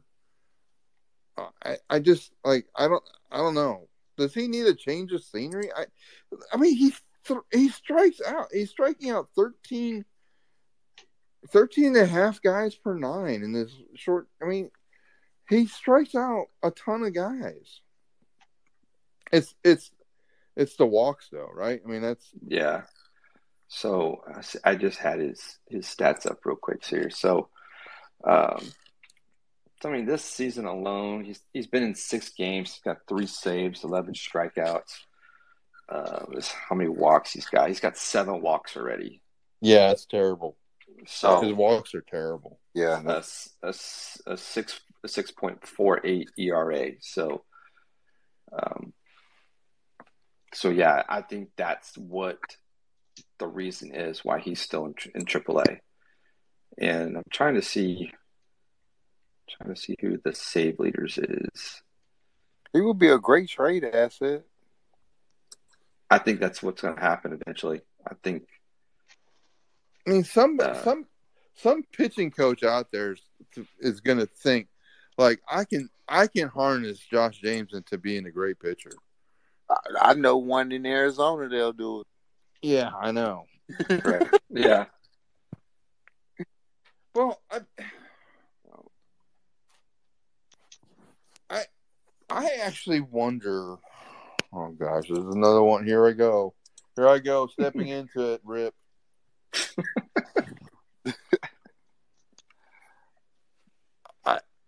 I wonder if Josh James is pitching the way Stromey taught him to pitch, and he just doesn't have a good enough. I sometimes wondered if Stromey was trying to teach his pitchers to nibble at the corners too much. Right. And that's what Josh James should just throw the ball in the middle of the plate. And Josh James should never walk anybody because he shouldn't even be trying to nibble, right? He should just throw the ball over the center of the plate and make them hit the home run if that's what they're going to do. Because I would just say I don't think they're going to do it, and let him get. I think that would blow up right now because he gives up a lot of home runs. but I think it's because he gets in behind in the counts, and then they know they're getting a fastball, and then like, okay, well, I can take if I know the 99-mile-an-hour fastball is coming, I can take it out of the park. But if I don't know if it's a curveball or a fastball, then maybe I can't. And I would just tell Josh James, like I would put him through some mental exercises where, dude, if you throw a ball, I'm not letting you pitch for a week. Like, just don't throw balls. Just throw strikes and see what happens. Right. I default to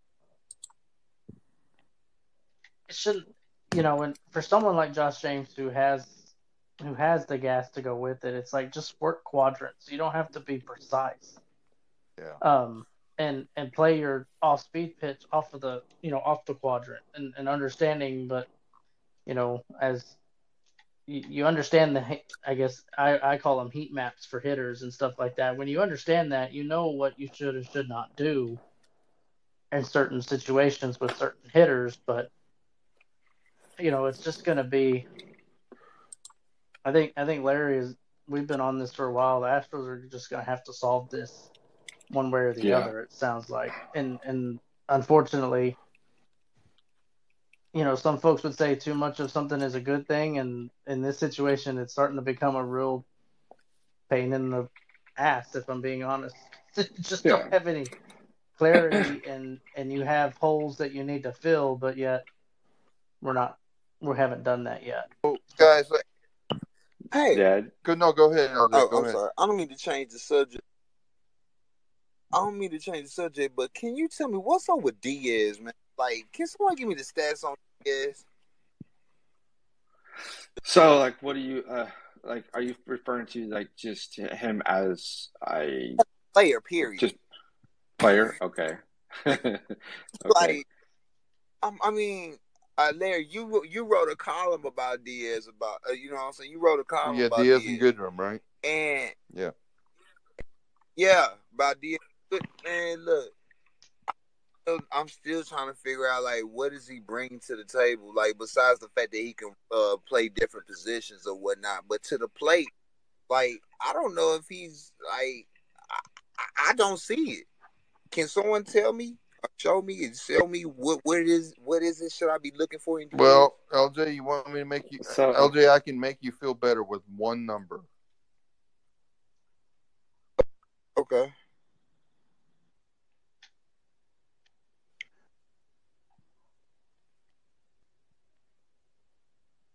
What's the number?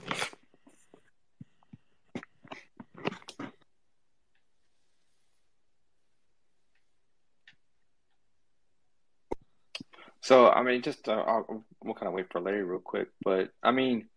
Oh, I'm sorry. So right now, I was on mute. I mean, LJ, I gave you a great point. I even like teed it up. Crap. I'm on mute. Okay, here we go. LJ, I'm going to make you feel better about Diaz with one number. Okay. Diaz's BABIP is 194. His career BABIP 5. He's almost 100 points below his career BABIP, which means if Kyle Tucker wasn't the most unlucky player in Major League Baseball, Diaz is running that race with them. Now his WOBA and his expected WOBA are not. I mean, his expected WOBA is like 25 points, so he's not near as bad as Tucker was. But that BABIP is terrible. I mean, it's not going to stay that low if he gets consistent at bats. So if now what worries me a little bit about Diaz is I'm not seeing a lot of power. If you look at it at all, if you look at just at his ISO stats, his ISO in like let's just go back to 19 was 195. His ISO in limited at bats in 20 was 241, His ISO in 21 was 146. That's getting down. His ISO so far this year is 0.95. That's the problem. He's not hitting. He's not getting. And I don't know. I don't have the. Clint, I don't know if you've got his baseball savant. I don't know what his launch angle and all that's doing, but something's wrong where he's not getting any power, and he's doing a good job getting walks. His strikeouts are pretty much the same as it's been since 20. I mean, he's 21 now, and it's 20 and 19 those other 2 years. So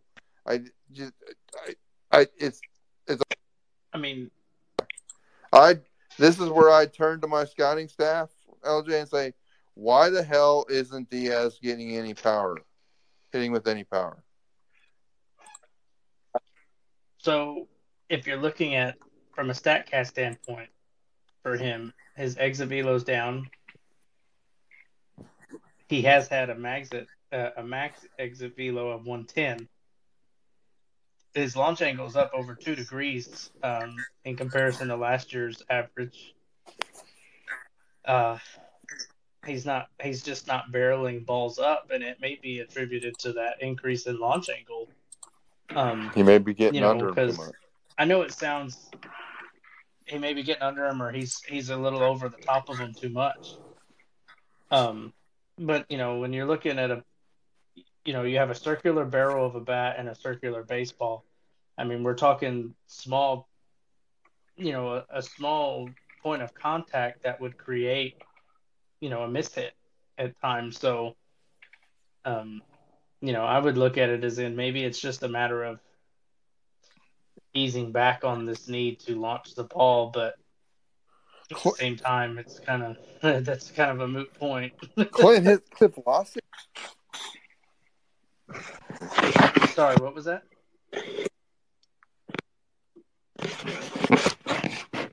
Larry, I think you went out. Clint, his exit velocity is 82? Yeah, 82.1. 82.2, bottom 1% of the league. That's the problem. He's not that doesn't make any sense. So Clint, I'm curious. You're on Baseball Savant, right? Right. What was his average launch angle on there? I have the launch angle at 15.9. That's good. Okay. Because I'm on MLB Research, and they have it at 16. He's averaging a 16-degree launch angle. So yeah, I have him at 15.9. Last year he was at a 13.6. And that's when he had a WOBA of 311. That's not bad. That's good. Yeah, it's just there's just something. It just may just be a point of contact issue or something that has him off. I'd have to look a little bit more at what type of what type of pitches he's seeing more of. Yeah, are they pitching him differently? Yeah, that's where you go. Man, when you ask a question here, LJ, you hear the analysis you're getting, LJ? Yes, I do. I appreciate. Man, you should have to pay for this, LJ. I really do, because it's been a couple of questions that's been bothering me. Like I know we have the talent still for a World Series title, we still do, but it's just like the pieces are just not coming together right now. And I understand it's early in the season and whatnot, and I definitely understand that. But it's just that I just hope we get it together before it's too late. So, are you seeing this, Clint? Look at his expected WOBA against breaking pitches. Oh, well, I was actually going to bring that up, Larry. I don't know if you see the 2022 breaking pitches. He's at a whiff percentage of 59%. He's just completely off on. I mean, his WOBA's at .058, and then his expected WOBA's 112. Yeah. Wow. It's down from 275 to 112. So put him in the damn batter's box, give him nothing but sliders and curveballs, and say, you're not leaving until you start hitting the ball. Right. until you start. Yeah, you got to see it before you hit it. Yeah, we're there, LJ. We solved the problem. There it is, right there. You got to see it before you hit it, and it's crazy because it's making me wonder, like, what is this staff doing? What is this? Is this a new staff or whatnot that we have? And the hitting coaches and everything are the same. Yeah, it's still Troy I mean, Snedeker and Alex Sinchar. You know, that brings LJ, us to the other thing. You should have to pay us for that analysis, LJ. I mean, the off-speed pitches are just as bad. So just put them against it. Just make them hit against curveballs, sliders, and changeups and splits, and just like you're not leaving this batter's box until you can start making some solid contact. Because, I mean, his exit velocity against breaking pitches down from 87 to 75. Yep. His exit velocity against off-speed pitches down from 87 to 80. Wow. So basically, what I guess the big thing is, especially since we're going to still see him in this series, is monitor how often you see off-speed pitches thrown at him, by the opposing pitchers, because that'll be a clear indication that they're catching on to the same things, and they should be. I wouldn't expect them not to, and if they're not, then we definitely deserve to get paid for this. Absolutely. I mean, why would you throw Diaz a fastball right now? I wouldn't. I wouldn't. I agree. And me personally, I'm like this. If anything, I would send him down. I was seriously thinking about sending him to the minors. I was seriously thinking about sending him to the minors. I don't know that you can. No, I think he's already. I think he's optioned out, isn't he? Yeah. He's been in the league for so long already. I mean, I don't. Since 2016 is when he broke into the league. So, well, he's been 6 years now. But I'm pretty sure that. Let me see how long he spent in the minors, because. Yeah, so he's at 5 years of service. You're not sending him to the minors. Yeah, no. I mean, you can say to him like, "Hey, isn't that elbow feeling really bad? I think you need to have a 10-day injured list. And you need a rehab assignment, right? You look tired. That's just that. How's your knee doing? Your knee doing good? Yeah, right. But get looked out. Play the injury card. Well, I don't know. So I know I throw a lot of numbers at you guys.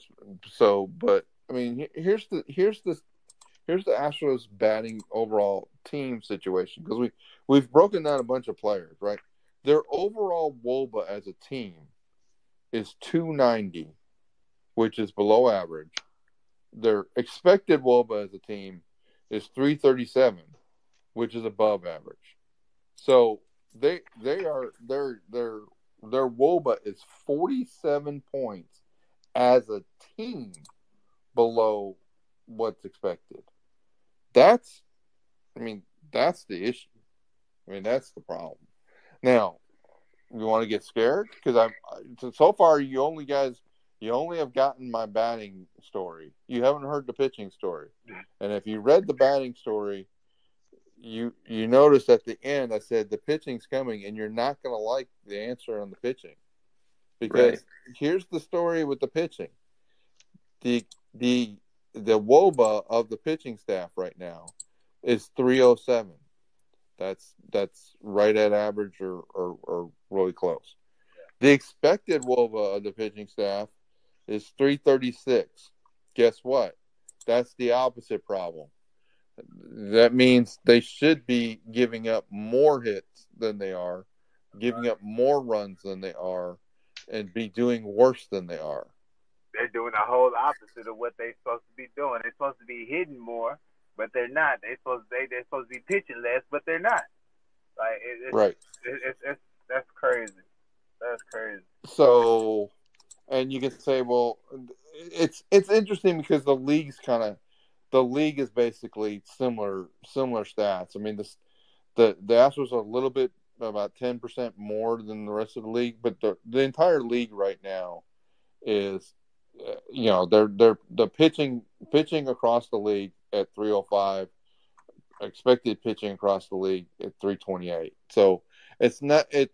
So I'm actually kind of been delaying a day or two to see if those would get a little closer for the Astros, so I wouldn't have to be negative when I write the article. But tomorrow's probably the pitching article day, so on a Friday too. Yeah. Hey, Start your weekend off with the I've been pumping you up all week saying it was going to get better. Now I'm going to tell you it's going to get worse. There we go. Right. And let me ask y'all something. Going into this, I'm a huge Houston sports fan, okay? And I wanted to ask y'all a question, and I just want to know what type of response I get. What's that? You still there, LJ? After the letters that just came out, from the Yankees or whatnot, what do you think is going to be the most anticipated game?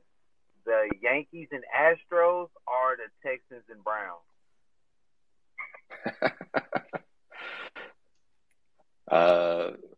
Right now, I would say probably since it's more fresh, it'd be Astros and Yankees. Okay. Because now we know what we know, and it's stuff that we already knew to begin with. It's just we didn't know how much they were fined. That's the Yankees, but I mean, Joe Girardi said it on MLB Network one day that kind of confirmed it. So, but I mean, we'll see what happens come the fall when football comes around. I mean, it'll be interesting to see what how old buddy Deshaun is received in this, this season. But I mean, Yankees and Astros, it's always a rival it's not going away anytime soon. These two teams dislike each other. The fan bases dislike each other. So, I think every other fan base dislikes the Yankees. So, right. Maybe not the Dodgers, but right, yeah, besides the Dodgers. Yeah. We don't play them this year, do we? Dodgers, no. No, we play all except for the Diamondbacks. We play all National League East teams. So we'll be playing the Braves again here pretty soon. Oh Lord, no! I don't want to see another. I don't want to see another Brave person for a while. I promise you, I got crushed that whole World Series term. I got crushed for that. I'm not going to even care. I got crushed for that. Well, right now they're struggling. They're 9-11. So, but I don't know. Acuna just came back, so it'll be a fun series though. Fun World Series rematch. Yeah, the Braves are going to be good. Yeah, Mets are doing good too. Mets have the best record in baseball, I think. 14-6, yeah. So. So LJ, on the whole letter thing, right? I mean, I'll just tell you to read what I wrote. I think the letter. I mean, in summary, what I said near the end of that article, I don't think this is the end for the Yankees. I think we're at the beginning of something that's going to become a lot bigger. If parties want to pursue it, I have a feeling though that lawyers for Fangraphs or whatever that lawsuit was, someone's going to explain to them like you're about to do extreme damage to the sport, because here's the biggest problem I think that letter describes is that team officials I mean, so the Astros' biggest issue with their cheating was that they didn't stop, right? And when the warning letter in September of 2017 came out, they continued to do that through and never really took steps from the front office to tell the players to stop. Right. Now, the thing about it, it was like, okay, obviously Cora knew about it, but I don't think we heard that like Cora was choreographing it. Right? It was player executed on the Astros. The Yankees, apparently, their coaches were part of the process of sending the signals in. I mean, part of what you'll hear from other fans, like, okay, well, stealing signs and sending the sign to the guy at second it was common throughout the league, and that's not that big a deal. Okay, but the problem is how that signal was stolen, and how that signal got, and was a big issue. What they were stealing from center field just like we were, but they exactly. Yeah. And so they were using the bullpen phone to get it to a team official coach, and that coach was it wasn't a player banging on a trash can. It was a coach sending a signal to the guy at second. And I think that opens a whole legal can of worms for the league, because now you've got a team officials participating in cheating, and you've got the league essentially covering it up with their public statements versus what that letter shows is their private statements.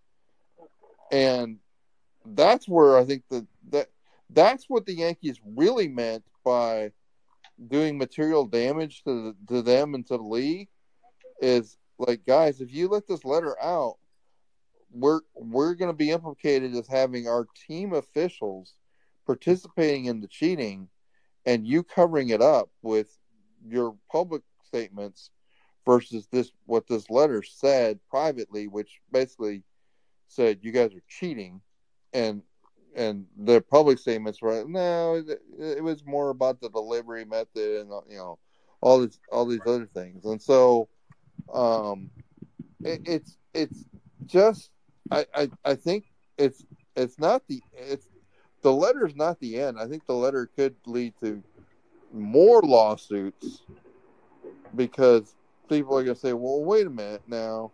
This is fundamental. There's one thing that's fundamentally different about this than the Astros cheating, is that you guys were involved in the chain of communication of the actual cheats. And I think that's going to become a pretty big problem. So you heard it here first. Yeah, it's going to be interesting to see how everything kind of plays out this year with now this letter coming out. And, I think Astros fans should yell cheater, cheater at the Yankees. Yeah, I mean, Aaron Judge threw that big old fit that, he should have won the MVP. But, no, I went to Altuve, so I think so. I don't know. I think Yankees are going to start getting a good dose, especially when they come to Houston here pretty soon. So I think it's either in June or July they'll come. And wasn't Boston part of that cheating scandal also at first? Yeah. Part of it too, huh? They used to watch this. Yeah, they going to get it too when they come to Houston too in the next couple of years too. They going to get it too. We're going to make sure of that. We're going to make sure of that. Every team that was named in that allegation, we're going to get them. Yeah, so it's going to be interesting how everything kind of plays out. But I think we've been at this for almost, between the first space that just did not, that accidentally got canceled to now, we've been at almost a couple hours now. So, man, we have spewed out so much wisdom and given, like, the Astros should be listening. Absolutely. We solved like 5 or 6 problems for the Astros tonight. Yeah, it's definitely once this wraps up, we'll definitely just share it and tag the Astros in it and say, hey, listen to this, because we ironed out your differences, we ironed out your roster, so go make the moves. So. But hey, I enjoyed talking baseball with y'all, man. I really did appreciate it. Hopefully we can do this again someday. Hopefully, like I told Larry before, I don't know if y'all are interested, but I try to do spaces, Astro spaces, also at the every series. At the every Astro series, I try to do spaces. So if y'all would just give me a follow, and I try to do spaces at the every series, and we can all just give the info to the Astros fans and everything or whatnot. I usually put in the date of what time I'm gonna do it or whatnot on the Astros Twitter. For sure, man. Yeah, for sure. We'll let's do it sometime. That'd be awesome. All right, definitely, guys. Hey, it's nice talking to y'all, man. Larry, it's nice talking to you again, Mr. Texas Baseball. I don't know your name, Texas. What's your name? Clint. You can call me Rip. I'm at Rip Griffin 3. Rick Griffin. Okay, Rick. And Astro, what's your name? Yeah.